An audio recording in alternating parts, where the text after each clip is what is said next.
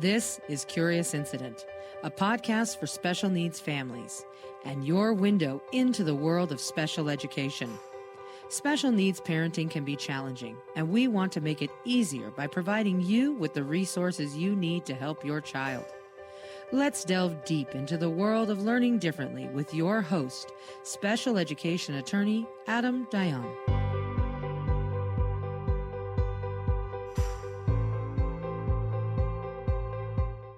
I am pleased to present my next guest on this podcast, A.B. Levy. A.B. is joining us to talk about the subject of occupational therapy services. A.B. has been a licensed occupational therapist since 1993. He is the Senior Director of Occupational Therapy, Physical Therapy, and Respite and After-School Programs at Imagine Academy for Autism. A.B. is also an educational leader and a consultant for design of environments and therapy for optimal function. A.B., thank you so much for joining me here today. Thank you for having me. So let's get something out of the way. People are often confused by the term occupational therapy. They picture job accidents and returning to work, OSHA signs with pictures of protective eye gear. What is occupational therapy and what is it not? It's funny that you say it that way. My wife to this day tells everyone that, he just gets people jobs. But what I do is I do help people of all ages do their job well at whatever stage in life they're in. So an infant needs to move to explore. A student in school needs to sit, pay attention, focus, have social skills and hygiene. A toddler needs to play with toys to develop cognitive skills and motor skills. An adult needs to care for himself or herself and care for others. So that requires all those skills and more. What OT is, it helps people of all ages who have sensory, physical, and cognitive problems. We help to gain and regain independence in all stages of life. Very important stuff. How is OT different from physical therapy? Physical therapy works on the muscles for function. Occupational therapy works on the sensory, the physical, and cognitive underlying challenges or deficits for the muscles for function. So I like to give an example where a physical therapist will provide opportunities for individuals with cerebral palsy or CP to increase standing tolerance. They might put them in a stander, or they might put them in a standing box and really encourage a stretch on those leg muscles.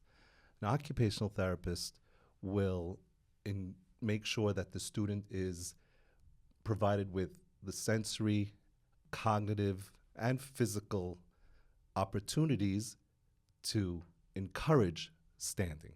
So there's the leg muscle element for Right. the person to be able to stand, and there's also the perception that's happening in the person's body and the brain piece of processing the information they're taking in. It's motivation. If without motivation, without intrinsic desire, it really makes a tremendous difference. Do you want to talk a little bit more about what the sensory piece consists of? What does that mean? Everything we do involves a sensory experience. We have to be able to understand what we're seeing, tolerate what we're smelling, coordinate what we're hearing in order to be able to process how to adapt for the situation at hand. So right now I'm a bit nervous, chills on my arms, still focused, and I'm able to perform, I think, for this podcast. But I will tell you that individuals who have sensory processing challenges, they cannot filter sights. They cannot necessarily understand what they're feeling in their bodies, the chills. They may misinterpret those, and they withdraw, or they can become aggressive. That's a really, really great example. I'm happy you shared that because we're constantly taking in information. Right. We're making sense of what that information means to us, and then we're taking action based on that information. Absolutely. At all times. But for some people, students with special needs, there's a significant impediment there. The information they're taking in and the manner in which their brains are processing the information is impeding them from taking the desired action. Absolutely. And it affects many, many areas in their lives. Yes. What are signs or symptoms that a child may need occupational therapy? I like to think of it as very typical situations. Difficulty with hair cutting or fingernail cutting, difficulty tolerating grooming, a lot of challenges paying attention or remaining focused, difficulty with shoelace tying, buttoning, so dressing oneself, getting ready, organizing oneself, having their materials disorganized. And it's not because they're lazy. It's just something that they need help in, the executive functioning. These are definitely as a result, and from an occupational therapist perspective, of sensory processing challenges that are the foundation. To explore that a little bit further, what they're experiencing when you talk about not being able to tolerate the thing, you gave some examples. What is happening inside their body that's causing them not to be able to tolerate the thing? The piece that they need in order to coordinate their fingers to button, the things that they need in order to keep their materials in their notebook and in their backpack and in their desk at home organized, that thing is an executive function. You can't have an executive function without attention, regulation, engagement, and the higher level skills that come after that foundation, which are coordination, core strength, eventually the development of finer skills. And it all comes to a point where there's a comprehension of what each task requires and how to be able to perform those tasks. I think you've touched on this a little bit already. Talk about some other ways in which OT-related impairments can impact a student's functioning in the classroom, at home, in a social setting.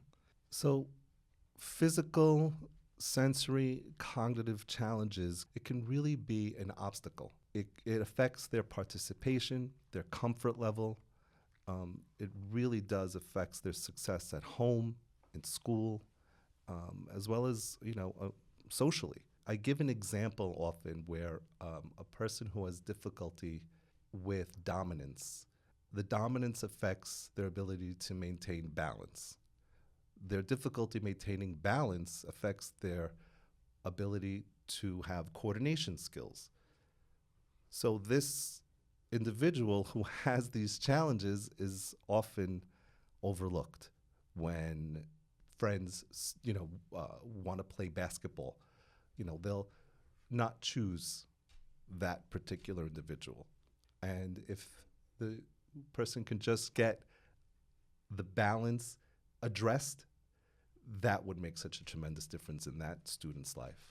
I think anybody can relate to that example, special needs or not. Anyone who has dealt with an inner ear issue or vertigo or anything in that realm. My ear got clogged about a week ago, and my balance was entirely off. Forget about the fact that I could not hear what people were saying to me. The balance was off. My whole equilibrium. I couldn't focus in a typical way. And imagine a special needs individual who is experiencing that sort of thing on a daily basis to a greater degree. And maybe you can start to imagine the extent to which it's interfering with a special needs child's daily activity.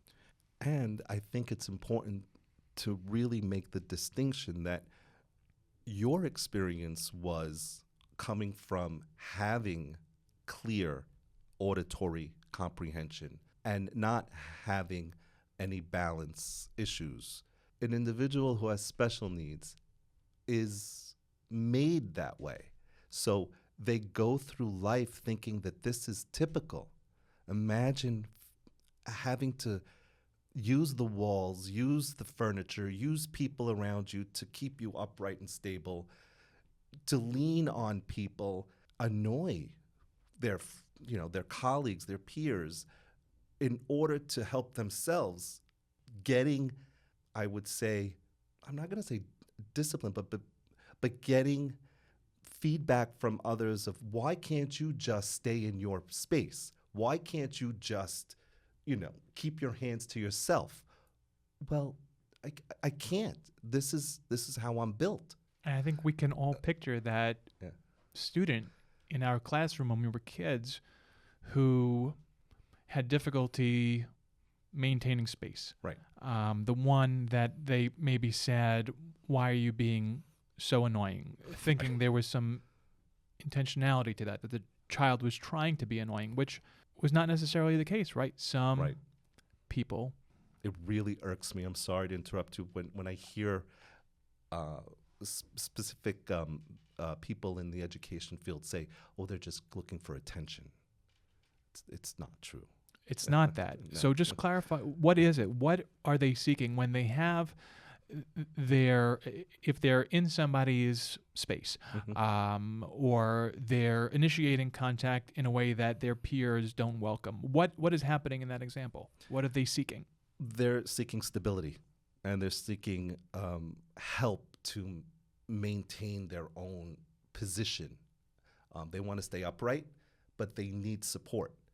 And because they're born this way, they don't understand that the neurotypical individual who's being annoyed doesn't have that same experience. And they don't understand, well, what do you mean? I'm not doing anything wrong. Isn't this how you live and breathe? I need you to help me to stay upright, to be in my personal space. Without invading your personal space, I don't have a comprehension of my personal space. Right. So there's a disconnect between what the person struggling with these issues needs in that moment and how Right. peers are experiencing that. Are there any emotional or behavioral issues you typically see as a result of a student's having these types of challenges? Absolutely. People with these sensory processing issues can have a very difficult time tolerating or remaining seated or behaving appropriately, quote unquote, in an auditorium, in a cafeteria, in a classroom. They may withdraw, isolate themselves because it's too overwhelming. They may have an outburst because of being so overwhelmed that they just can't take it anymore. They had enough. They may even become aggressive. It could be a combination of things. I feel very strongly about saying that it's a combination of things because it is not unusual for a student, a child, an adult who is receiving occupational therapy or received occupational therapy or has low muscle tone. The muscle tone is not necessarily related to strength, but having low muscle tone means having challenges to maintain certain postures and having efficient and fluid motor skills. So you and I sitting here in an upright position with our feet flat on the floor, and hopefully we're at a 90 degree angle, we're ensuring that we're attentive and that we for about 15 minutes now, I think, have been able to sit this way and not get up and move. A person with low tone, however, needs the movement to wake up the muscles so that they can continue to have the ability to stay focused and attentive. Without the movement, they begin to deteriorate, and not offering someone the opportunity to move within a 30-minute or 45-minute classroom period would end up with the student having real difficult comprehending what the classroom material was about, they're daydreaming, they're fidgeting, they're interrupting, they're asking to use the bathroom often, and teachers often don't let them leave the room because they want to get the material across. So that's, I think, an answer to the question, which is so important. That's very helpful. Thank you for clarifying that. And how about the aggressive piece? Why do students struggling with these issues sometimes become aggressive? The first thing I think about is the sensory processing. I touched upon it before. It's the amount of people in the room, the colognes, the deodorants, the food, the lights, the clicking of pens, the shifting of papers, the teacher speaking, the students speaking, all these things, and the individual who has these challenges, what he or she is feeling within their own body and not really fully comprehending, being hungry, being thirsty, having difficulty understanding that they have an urge to use the bathroom, but really don't get a good sense of that because of this sensory processing challenge, that can come to a boiling point, especially when you add the criticism, the pressure to perform and to present oneself in a certain way, not being able to meet those expectations. So the aggression can happen. Wow. Yeah. Great examples. Thank you. Let's quickly address some jargon. Talk about vestibular and proprioceptive skills. Those are terms that come up often in this space, and I just want to make sure our listeners know what they mean. Absolutely. So vestibular equals movement, or balance, I should say. I'm going to correct that. I'm going to say balance. So one who has adequate balance has the ability to move through the corridors, go up and down the staircase, use the playground equipment. And proprioception, on the other hand, is the coordination or the position in space. So proprioception would be different in that student walking up and down the staircase is being able to maintain their personal space up and down the stairwell that's crowded. Walk across the hallways or get from classroom A to classroom B without bumping in to others, really maintaining one's own personal space. That's proprioception. And those are definite, basic senses that really are what we call the hidden senses. So you have the 5 senses: the touch, sight, hearing, taste, smell. Then there's the vestibular and the proprioceptive, and I think that's very important. Got it. Thank you. A.B., are there evaluations that would need to be conducted to confirm whether a child needs occupational therapy? There are tools that we use. It could definitely help to figure out where the challenges and the deficits are. It can help figure out how much of a delay there is, and it can support the therapist's decision in how many times a week, for example, or whether or not the student would benefit from individual or group or consultative therapy. It could definitely support any of the decisions the therapist needs to make. And what kinds of evaluations are we talking about? If parents think this might apply to their child, what should they be asking for? In a school setting, they should be asking for assessments that assess school functioning. If there are challenges at home, for example, with an infant or a toddler, they should be asking for assessments that address that job for in that person's life and that moment. So a child who's at home and has difficulty eating, is tantrums when bathing, has a lot of difficulty falling asleep, I think that the parents should know to ask for evaluations that assess the sensory processing for that developmental stage. In your experience, what kinds of students can benefit from occupational therapy? There's really a constellation of challenges. It's not just the inability to dress oneself. It's the inability to dress oneself and the difficulty with handwriting, so much so that even the individual himself or herself is unable to read what they wrote, or the teacher can't grade the papers because they can't read what the student wrote. It could be someone who has a lot of difficulty staying focused and paying attention.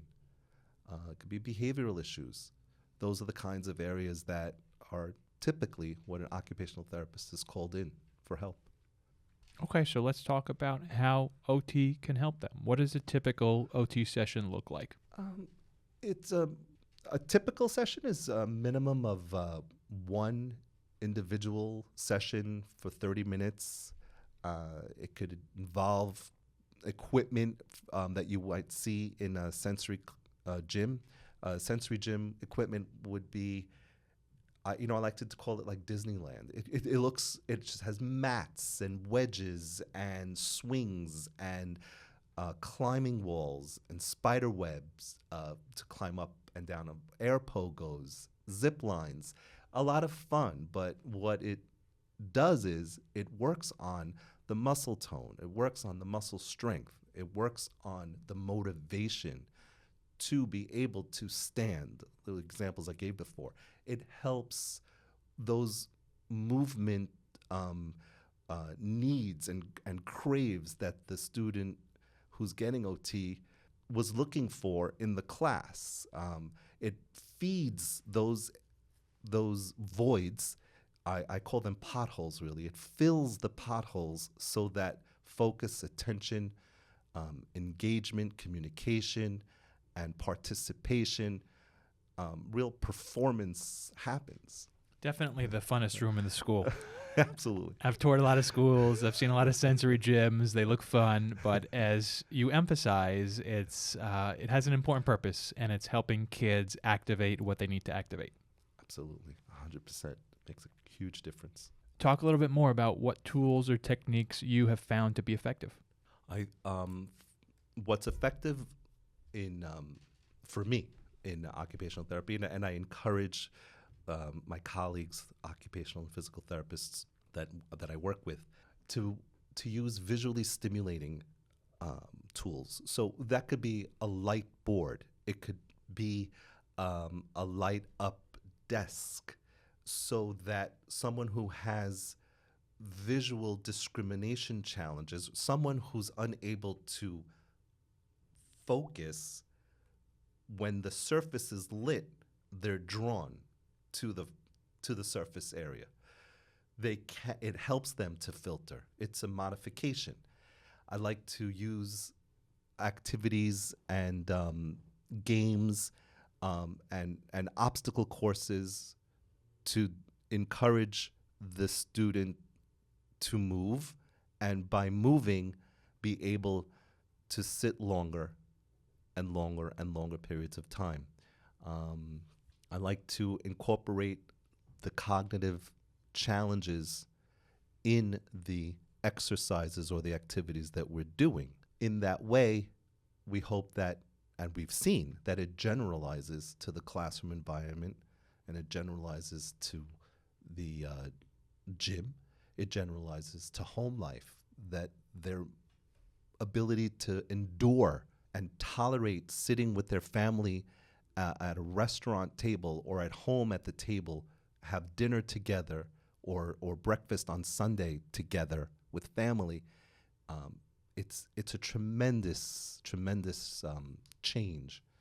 Sure, and I think it goes back to the central theme of more stimulation, right? Right. Kids struggling with these issues need more stimulation, whether it's lights, whether it's movement, whatever it may be. It requires a higher level to activate their abilities. Right. And I think what you said about generalization Yes. is really important, being able to show up the same way in different settings.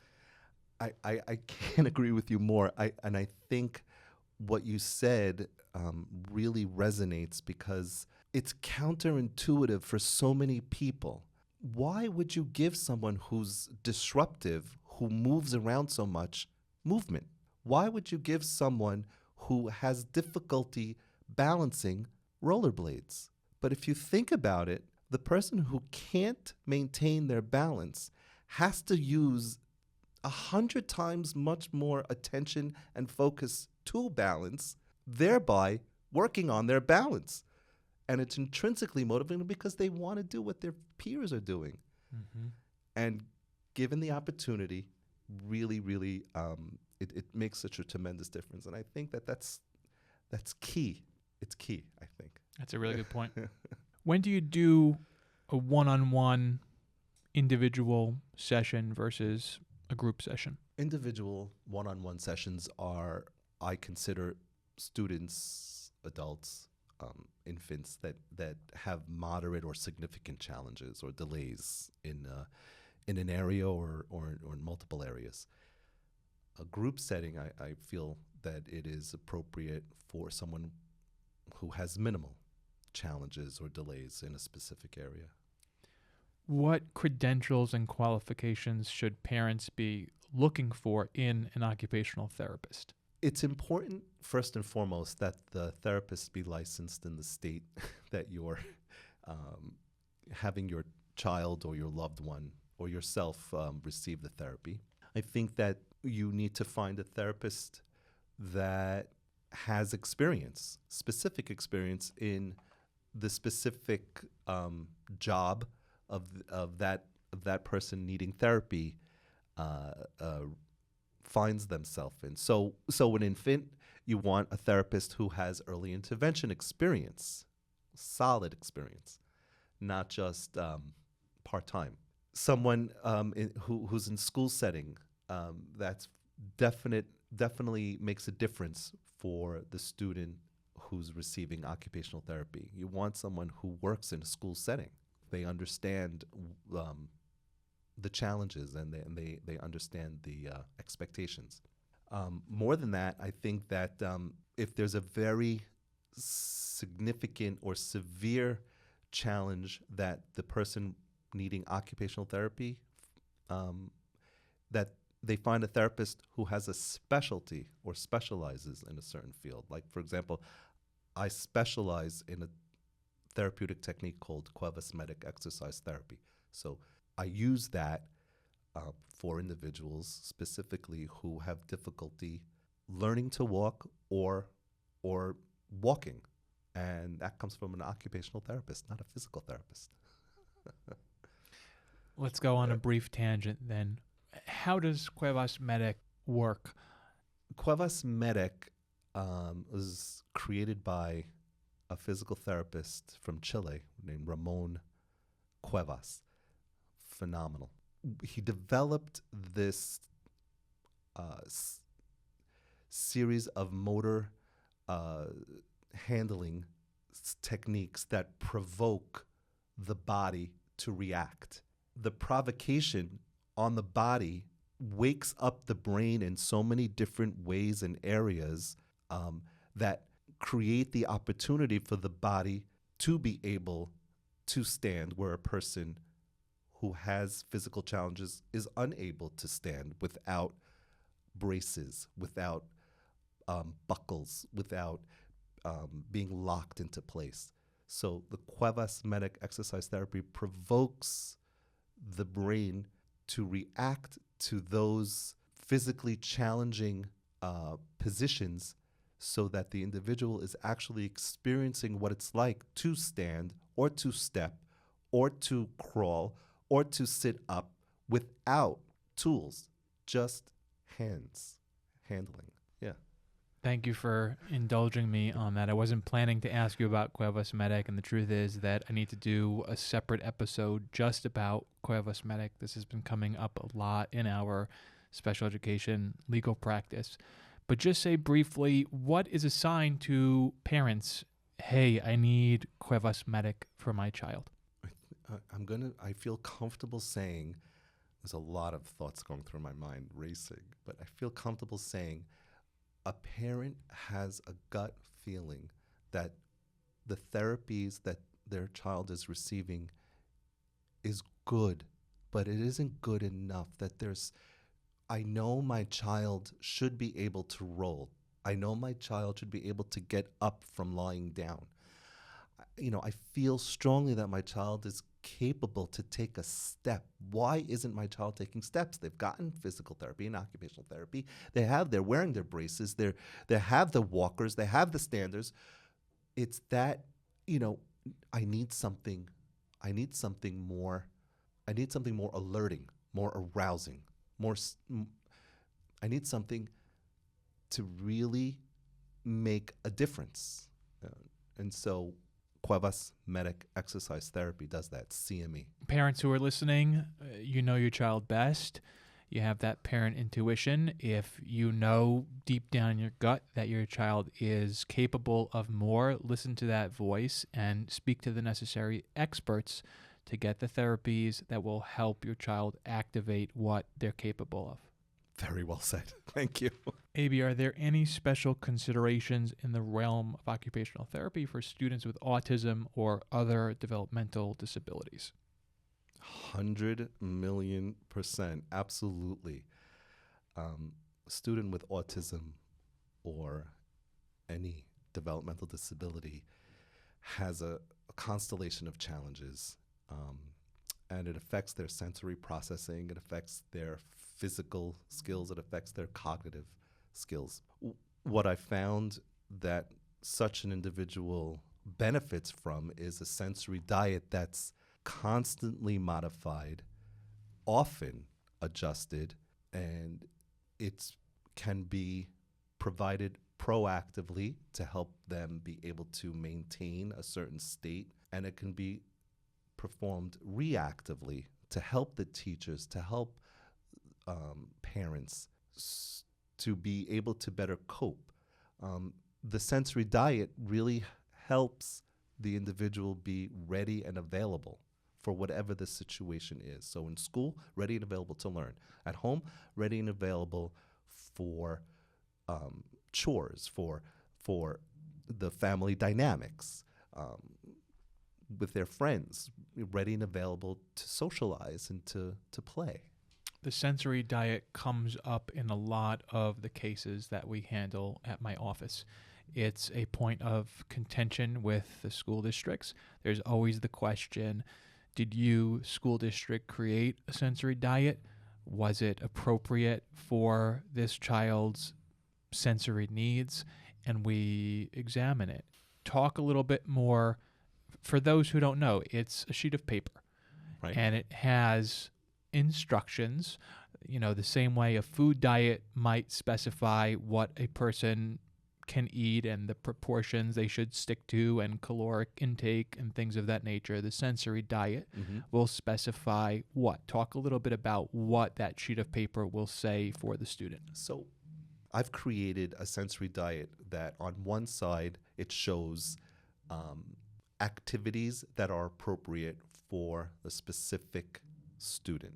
So it might have a picture of the swing, a picture of skates, a picture of a body sock, a picture of a tunnel, a picture of yoga poses, and one more, a picture of a spider web, climbing spider web. These are choices that the student has, and if the student is unable because of their developmental stage to make a decision, that the staff person or the family member has to provide that individual opportunities to wake up their body if they need to be woken up, or to calm their body if they need to be calmed. And yes, It's paradoxical.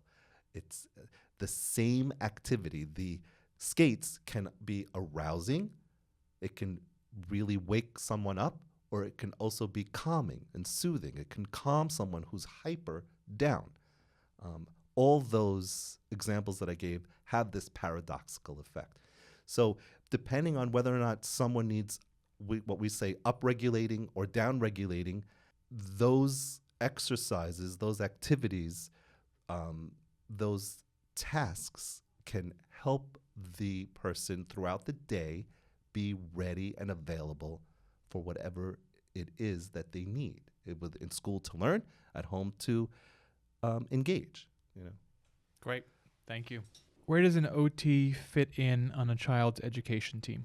Occupational therapist works alongside the teacher, the gym teacher, the counselors. We use a lens, I think, that really makes others outside of our discipline aware of challenges that stand in the way of someone's performance. So we are there to promote success in whatever area in the school setting that this child is having difficulty in. I think we've touched on this a bit, but talk a little bit more about the specific skills you help students develop. I think that the best way, the simplest way to say it would be like you said, what we've discussed until now. It's the sensory as the bottom ground level, the physical as the next level, because without the sensory pieces, the sensory processing pieces, you really do need those to have good physical abilities and skills. And then the next level, I believe, and I've learned, is the cognitive. And of course, higher than that is the executive functioning. You really need the sensory, the physical, and the cognitive pieces in that order. But it's fluid. It could be happening, and it is happening simultaneously. You need those addressed in order to be able to really succeed. How do you measure progress? We look at teacher reports, teacher tests, how the student is performing, so their grade. We have our own observations, checklists, clinical observations. When I say observations, I mean clinical observations. We have our own assessments also. Parent report. I mean, these are all ways to monitor ourselves as well as the student's progress. What differences do you typically see in a student's emotional or behavioral functioning when progress is being made? I touched upon it. The parent report is key. They'll say, Johnny is tolerating hair washing. So, pause. I just got triggered because I had this on a previous episode with Johnny. I don't want to exclude anybody with the use of Johnny. So either put it in some neutral way that includes everybody. Okay. So the individual, the parent will report that their child is tolerating hair washing, which was a tremendous issue. The teacher is reporting that the child is more attentive or more regulated. There isn't that outburst or the behavior piece in the class. Those are key. Those really make a significant difference. Sure. What makes your approach unique? I make sure that I have the child's attention, their regulation, their engagement, and communication, and that can look different depending on the disability. Those are key elements to a frame of reference that I use that I'm trained in. It's called the DIR, or floor time method, the developmental individual difference relationship-based model. That's a mouthful. Yeah. Greenspan and Weider, they developed this approach. I also expect competency.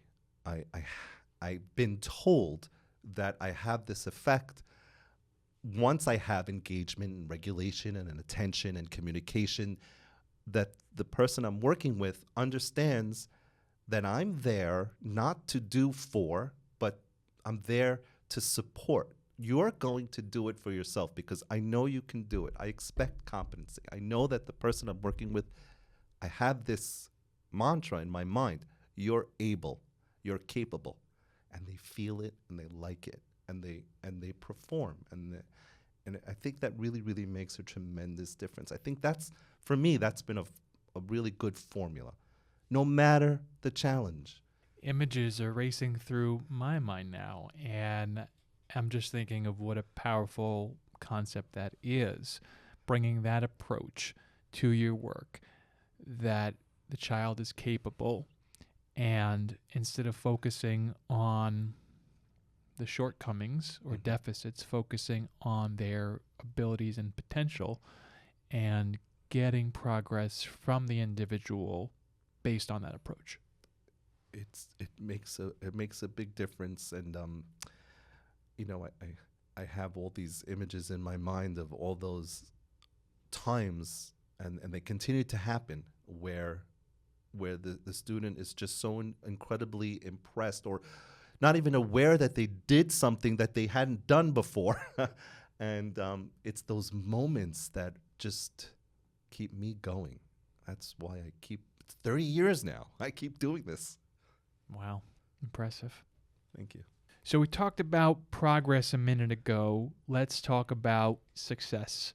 How do you define success for the population you work with? I just touched upon it also. It's when a student is able to perform an action or a skill that they were not able to before.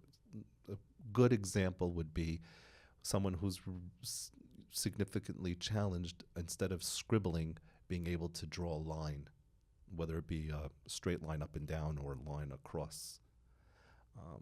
Another example that I like to give is someone being able to, for the first time, pull on their shirt.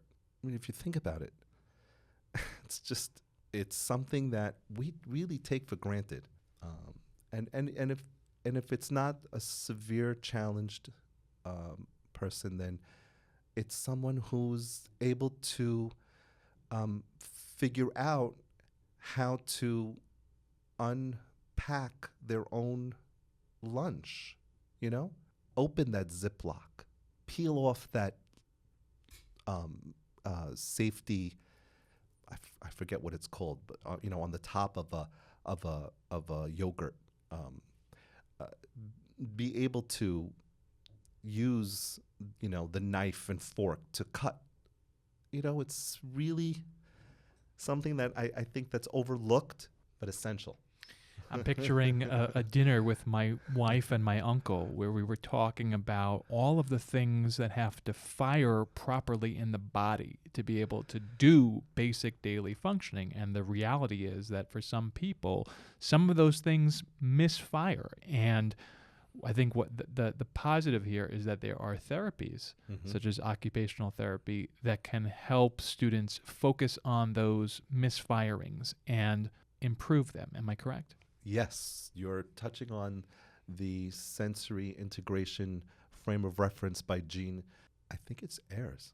I'm blanking right now. I believe it's Jean Ayres, where those are exactly the processes that, as occupational therapists, using a sensory integrative frame of reference, that's what we do. We find the activities that will help not only fire, but help adapt, so that we know that the firing of the information is being received in the appropriate areas of the brain and therefore the body to be able to perform successfully.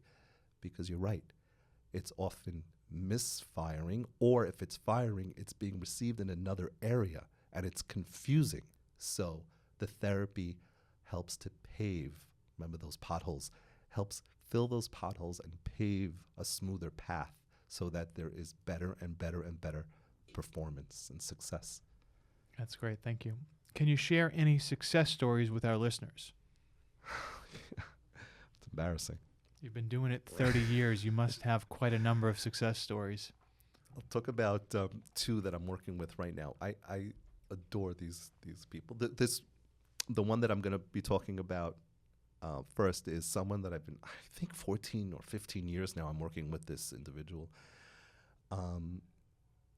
19 years old, has contractures of the arms and legs, is not wheelchair bound, is able to walk, also has a significant vision impairment, so legally blind, and has a swallowing issue, so has difficulty chewing and eating.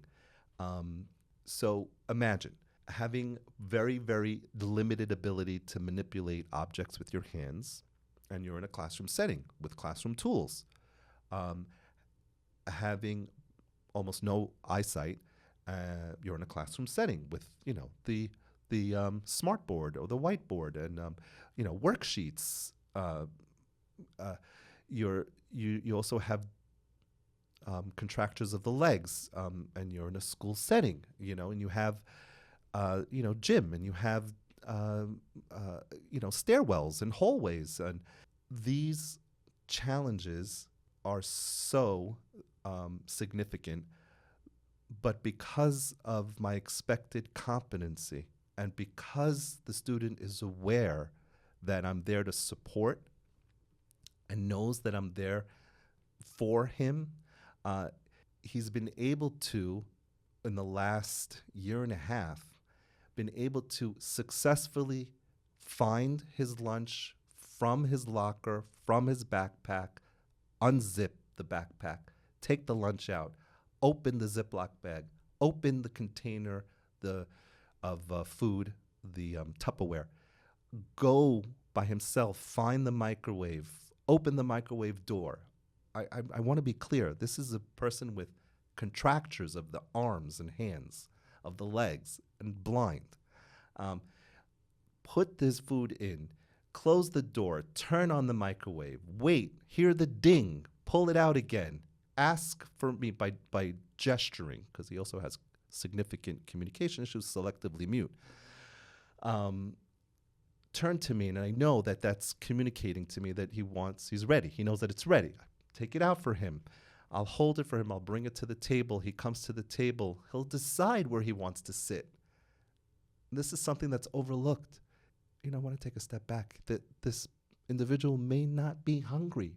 Okay, he's 19 years old. I don't want to eat now. Just because it's lunchtime now, I'm not hungry. To honor that. Maybe I'll eat later, and it's worked beautifully.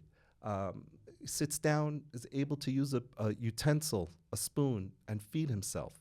I have to tell you, still to this day, I discuss with the family not to feed him, to allow him to feed himself.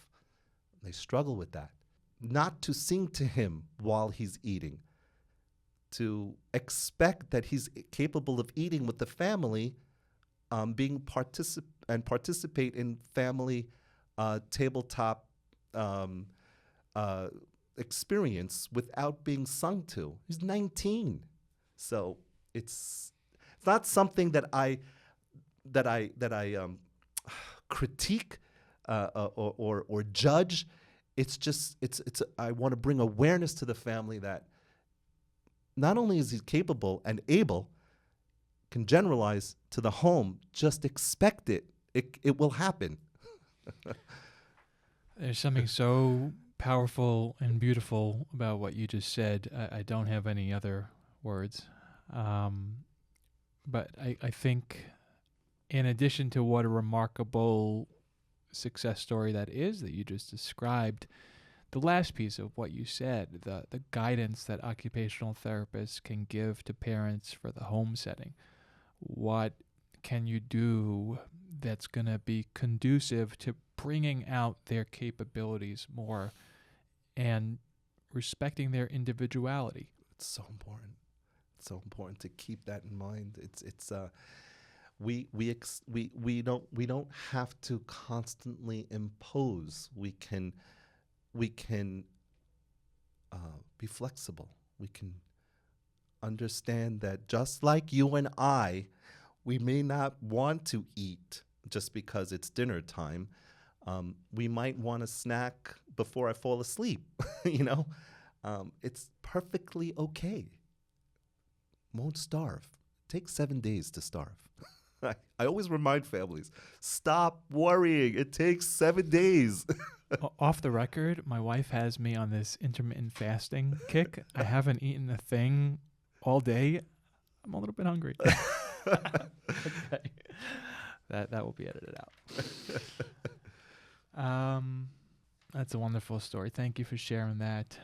Any advice to parents who are new to the special education process? Know that there are a lot of very, very dedicated and supportive professionals as well as parents out there that they could seek advice and assistance from.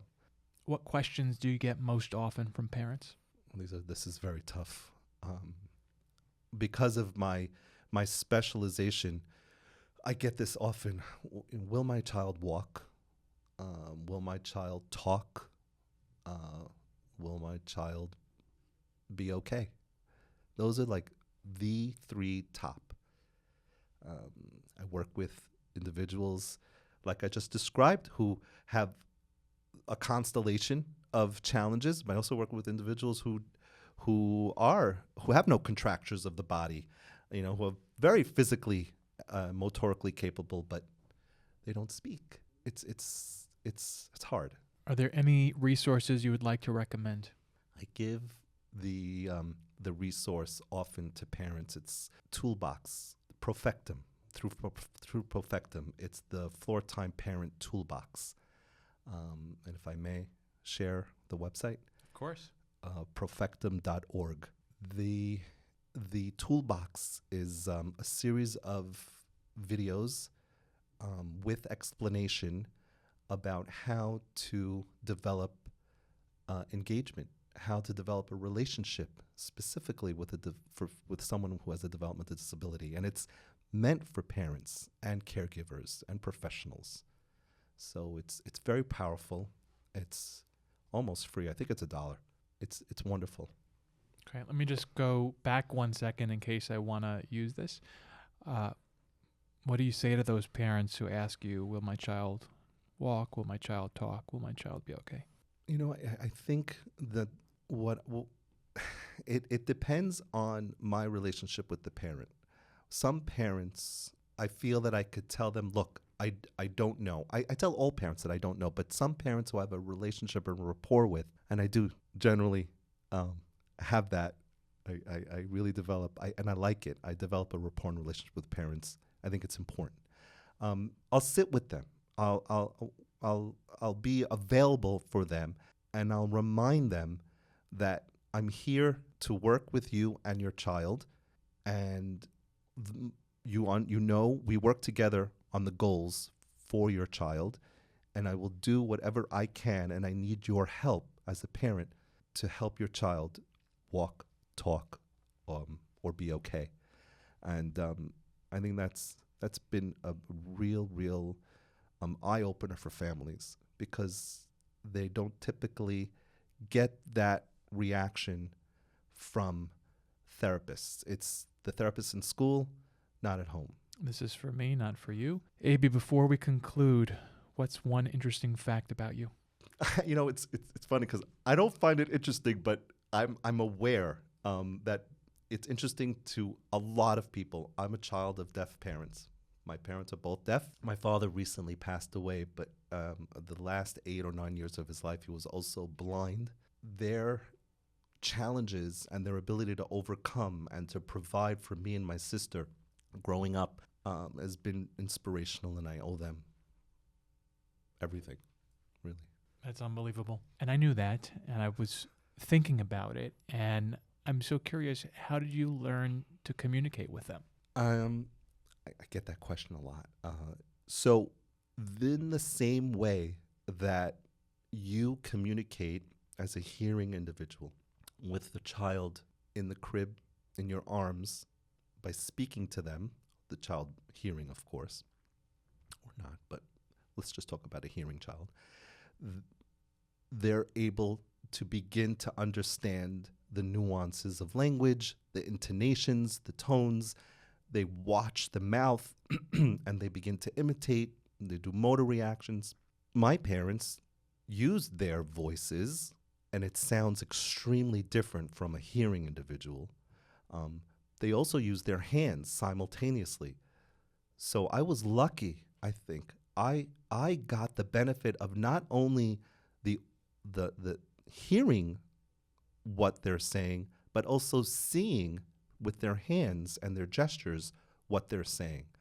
So I learned sign language and to speak thanks to my parents because of the combination of the two. Wow. Thank you so much for sharing that.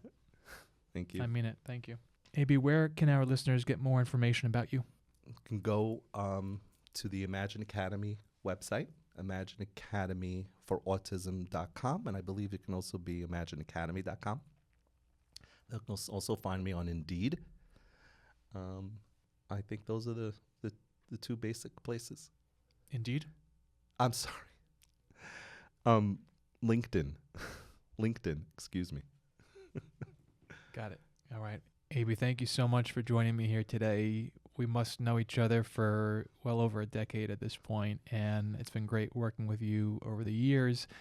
I respect your vast expertise and knowledge in the area of occupational therapy and commend you for the great work you're doing to help children with special needs address their cognitive, sensory, and physical challenges so that they can live better lives. Thank you so much.